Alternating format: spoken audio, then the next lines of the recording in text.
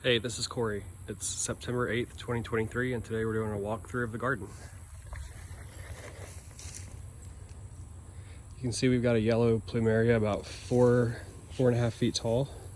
It's got several inflows of yellow blooms on it.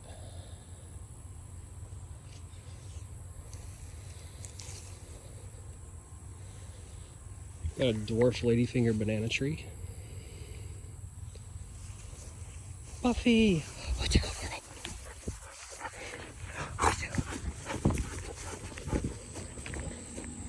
And here we have our Owari Satsuma tree. It's got one orange on it this year.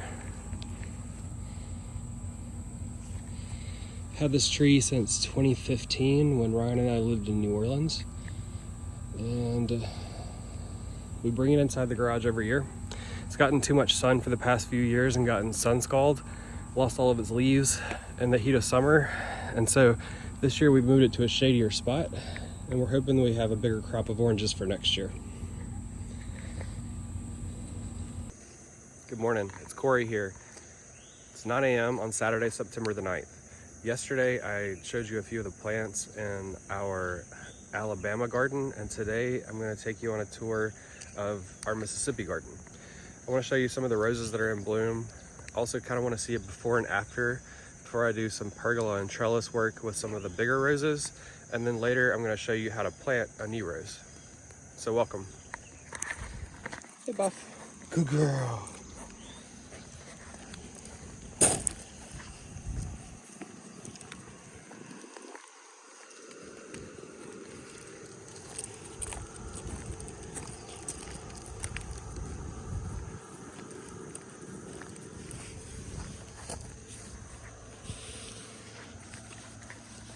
So this rose is Munstead Wood. It's a David Austin, and this was actually just planted last year. As you can see, the plant's already doing really well. And these beautiful blooms are so fragrant. They've got an old rose fragrance to them. I wish you could smell that.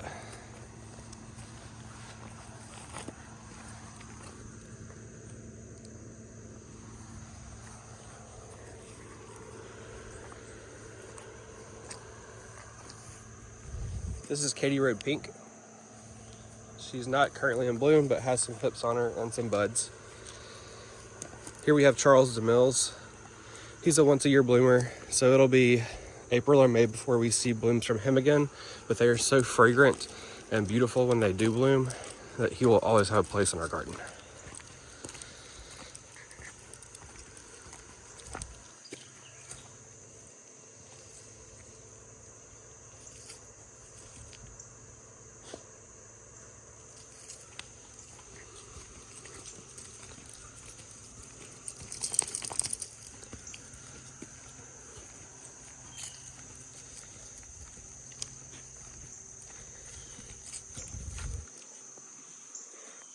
This is the first rose that I planted here in 2021 during the pandemic, and as you see, it's struggling a bit. It is Julia Child, and I got it for my mom because she loves yellow roses. They remind her of her mother, and it was a Mother's Day gift.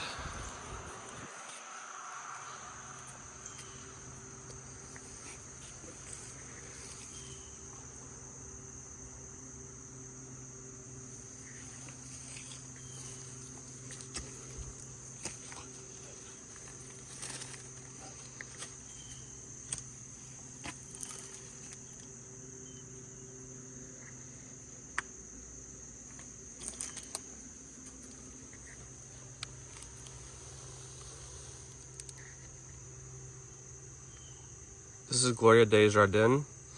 You can see it's a tall, rambling rose right now. It's done really well.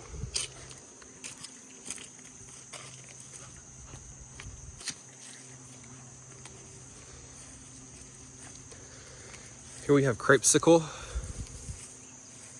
and Don Juan. This rose has yet to bloom in our garden, but it is one of my favorites so far. It's my first moss rose. It's called Violese, and my parents and I drove to Ohio to pick this rose up from a nursery there who rescued it from Ohio State's rose gardens before they were destroyed. Also, my method to keep deer and rabbits away is the pie plate with a tomato cage.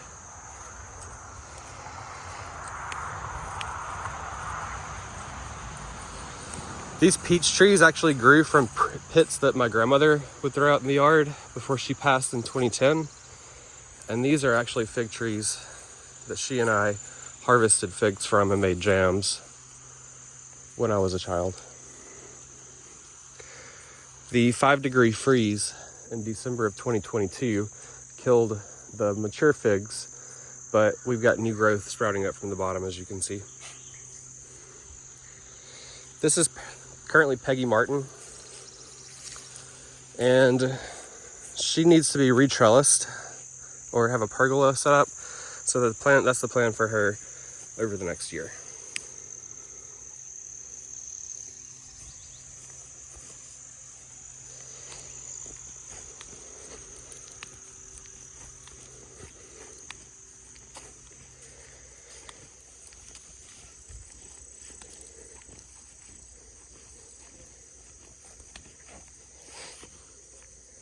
I despise 4 o'clocks. They are the bane of my existence, and I can't keep them away.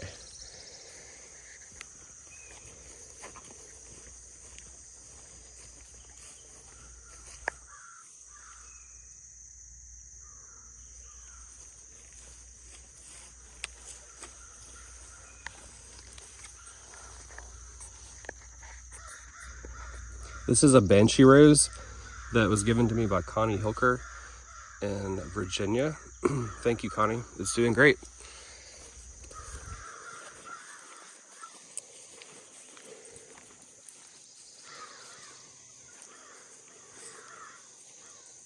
This garden is in great need of weeding, but here we have Souvenir de la Malmaison and Cardinal de Richelieu. This is one that my husband Ryan and I brought back from Sonoma County, California, when we visited in November of 2022.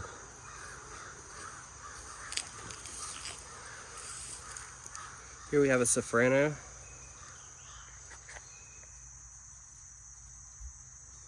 This one was really knocked back by the freeze in 2022, but it's doing better now.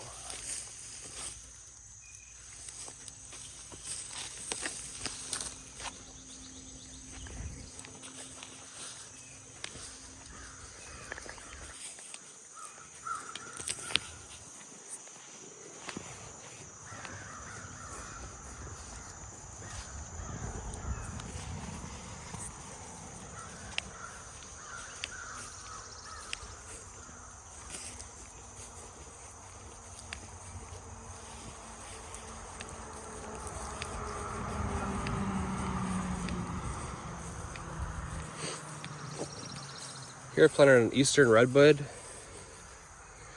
some blackberry bushes from petals from the past, and a chestnut rose that's yet to bloom.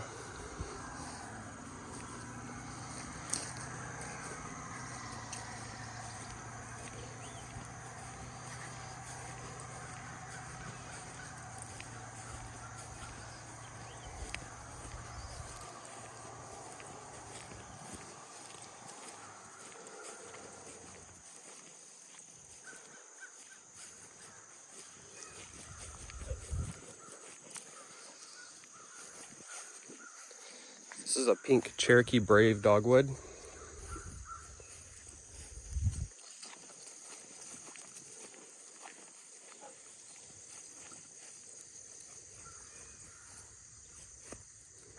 And a swamp rose.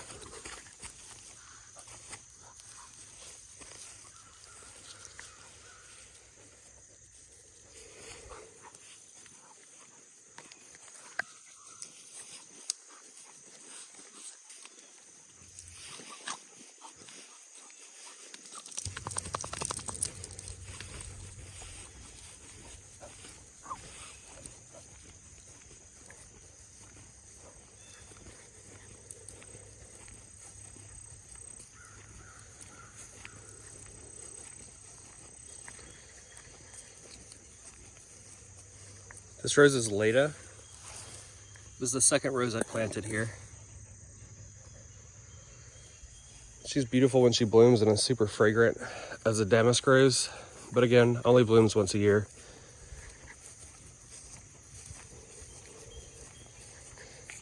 This is the rose that started it all for me with roses. It's called Madam Hardy, and it's my grandmother's rose bush. It's probably been here at least 50 years. It has white flowers that smell exceptionally fragrant. Hey, Mom. Hey, how are you? You good?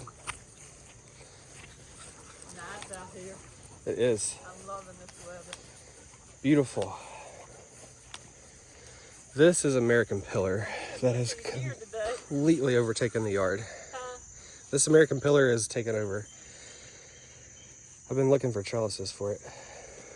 You've been looking for what for? Oh, it is taking over. It's popped out of that tomato cage. It said, "You can't hold me." Well, I haven't even been out here to look at these lately. This is Pearls des Jardins. Oh, this one's coming back. Bless its heart. I'm not done. I'm gonna make it. Ooh, I didn't touch on that one. This is Great Maiden's Blush from Burling Long, and it is trying its best. It's been here 2 years and it's about 4 inches tall.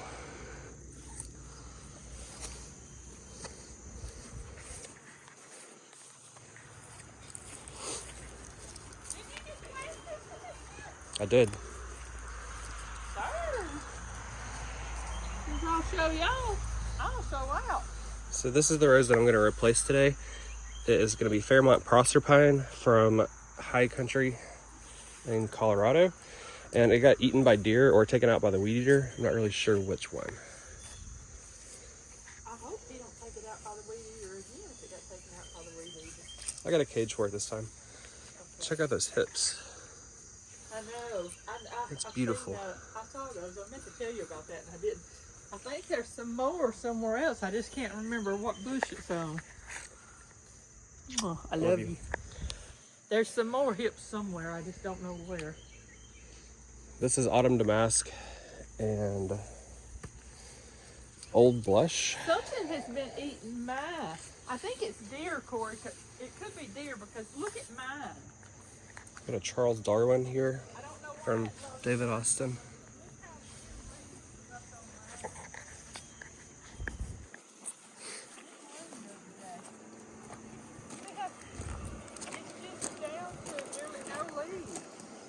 That's strange. Usually when the deer eat it, they eat the stems too.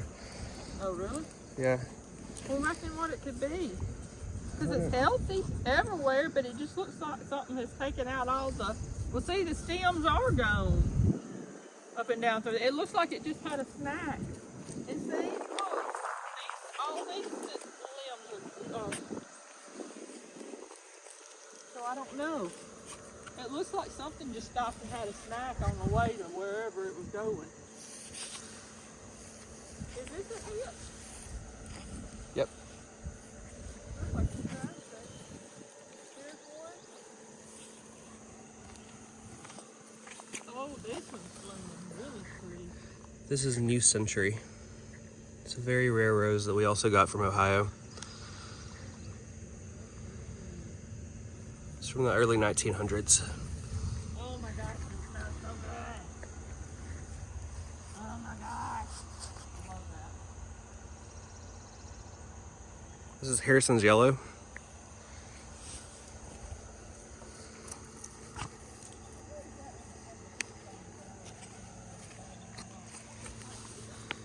Madame Janine Dupuis, which also came from Sonoma County, California, when my husband and I visited there in 2022. Shout out to Friends of Vintage Roses. Thank you for the great work that you do.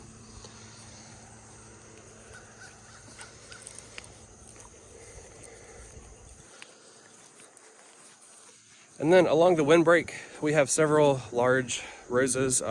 We've also got Cecile Brunner Climber that we're about to see.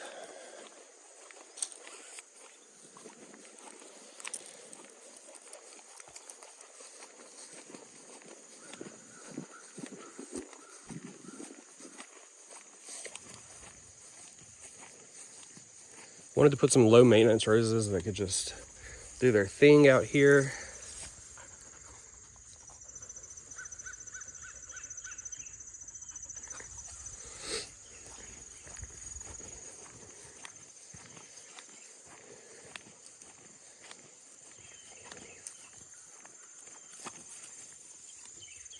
And then finally we have the wingthorn rose,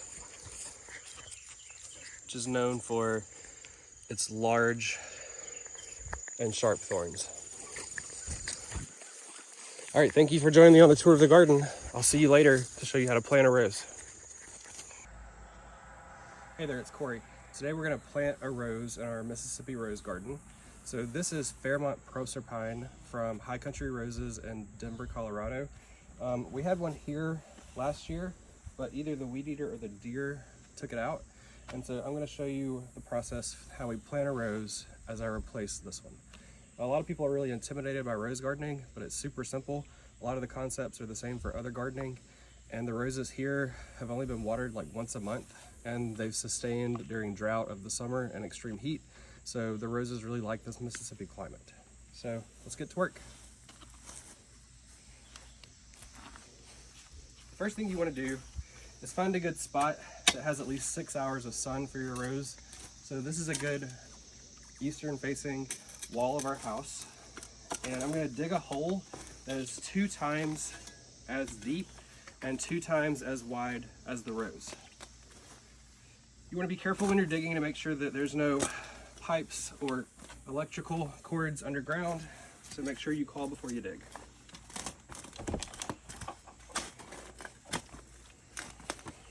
I also want to make sure that this hole is in line with the other shrubs that are already planted in this line along the home, so that it looks natural once it grows in. Because we already had a rose here previously, the ground is pretty soft and the soil is pretty amended. But here in Mississippi, we have a lot of clay in our soil, and that's not great for any kind of gardening because it retains so much water.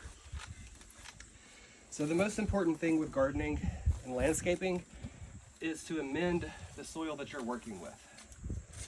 And so what that means for us here is mixing our clay soil with things like organic material, black cow manure. And so after I've got my hole dug, I usually take a handful of the cow manure and throw it in the hole, along with some of this fertilizer. I like to use Mills Magic rose fertilizer. It's my favorite. So I'm gonna take a handful of it, throw it in the hole as well. And then I've also got Build a Soil oyster shell flour, which is great for composting and fertilizing.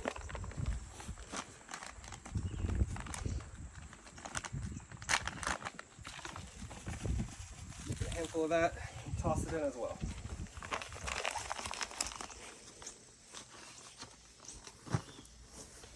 All right, so now I'm going to mix that together really well with my hands and prepare the hole that the rose is going to grow into. I'm going to take away as much weeds and grass as I can. A little later we're going to put down a weed barrier, but it's going to be helpful to get as much of this out of the way as possible to start. All right. So you want the flower, the shrub, to be sitting just below the soil line there once you put it in the hole. So here I'm going to backfill the hole a bit so that we get that proportion correct. So I'm just going to sit that in, and then I'm going to take my native soil that's been mixed with my amendments, and I'm going to place those around the shrub. And I'm going to pack it in really well. So this is an own root rose, and that means that it is an identical copy of the parent plant. Some people plant grafted roses. I find with my old garden roses that own root do better. especially here in this climate. All right, so now I've got the rose in the ground. I'm gonna take some cardboard, just any kind of Amazon packaging will do, and I'm gonna make a weed barrier for the shrub. So I'm gonna tear a hole in the box that is just large enough for the rose to go into, and then flatten the box, and this is going to go around the base of the plant.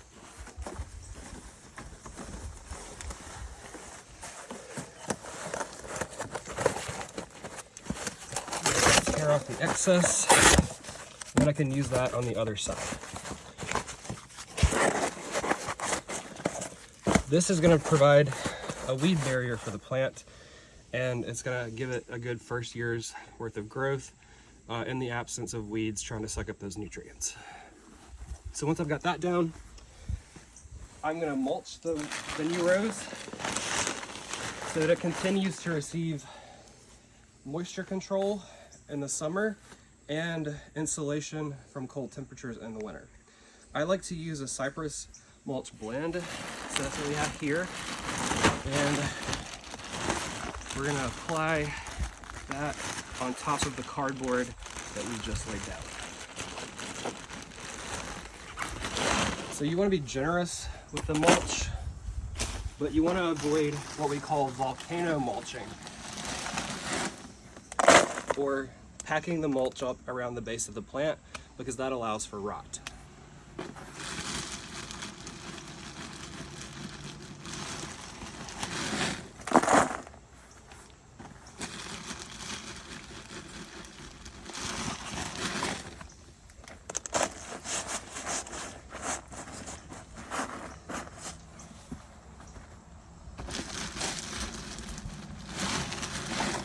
And the reason the mulch is important is because once this breaks down, this becomes the next layer of soil for the next 2 years.